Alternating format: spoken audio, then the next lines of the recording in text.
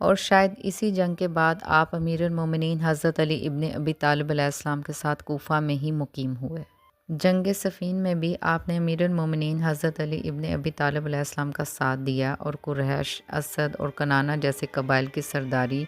اور امیر المومنین حضرت علی ابن ابی طالب علیہ السلام کے لشکر کی دائیں بازو کی کمانڈ آپ کے ہاتھوں میں تھی۔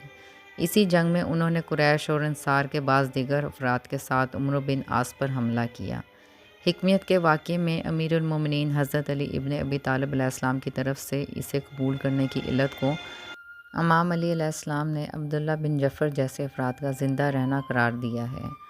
عبداللہ منجملہ ان افراد میں سے تھا جنہوں نے عراقیوں کی طرف سے حکمیت کے عہد نامے کی پاسداری کرنے کی گواہی دی تھی۔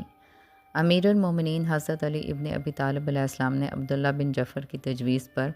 محمد بن ابی بکر کو، جو عبداللہ ابن جعفر کا مادری بھائی تھا، قیس بن سعد کی جگہ مصر کی گورنری پر منصوب کیا۔ ابن ابی الحدید کے مطابق جب امیر المومنین حضرت علی ابن ابی طالب علیہ السلام نے عبداللہ ابن جعفر کو اپنے اموال میں اسراف اور تبذیر سے منع کرنا چاہا تو وہ زبیر کے ساتھ شریک ہوئے۔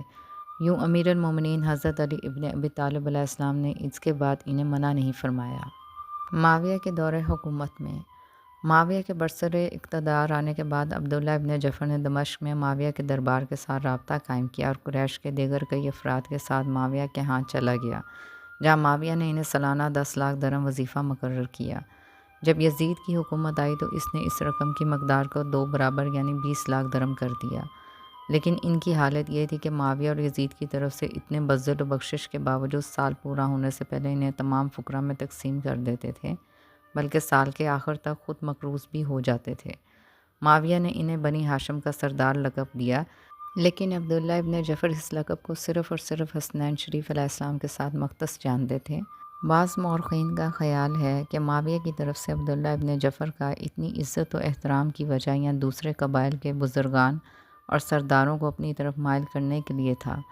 یا امیر المومنین حضرت علی ابن ابی طالب علیہ السلام کے جانشینوں کی شان و مقام کو گھٹانے کے لیے تھی۔ معاویہ کے دربار میں عمرو بن عاص اور یزید عبداللہ بن جعفر کے ساتھ مفاخرت کیا کرتے تھے۔ ایک دفعہ حسنین شریف علیہ السلام کی موجودگی میں معاویہ اور عبداللہ کے درمیان مشاجرہ ہوا۔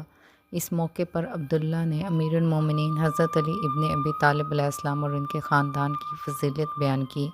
ابن ابی الحدید کے مطابق جب حضرت امام حسن علیہ السلام شہید ہوئے اور مروان نے انہیں پیغمبر اکرم صلی اللہ علیہ وآلہ وسلم کے مرقد مطہر کے قریب دفن کرنے سے منع کیا، اس موقع پر عبداللہ نے حضرت امام حسین علیہ السلام کو مروان کے ساتھ مشاجرہ کرنے سے باز رکھا۔